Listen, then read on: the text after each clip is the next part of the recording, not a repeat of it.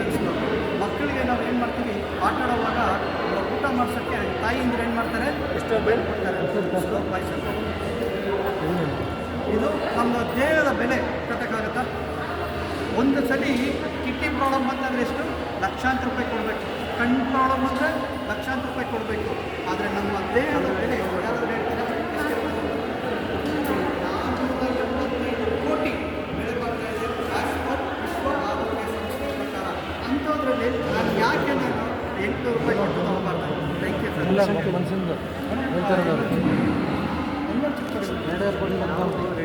ನೋಡಿ, ಫಸ್ಟ್ ನಮ್ಮ ಸಾಲ ಹಾಕ್ಕೊಳ್ತಾ ಇದ್ದಾರೆ. Thank you sir.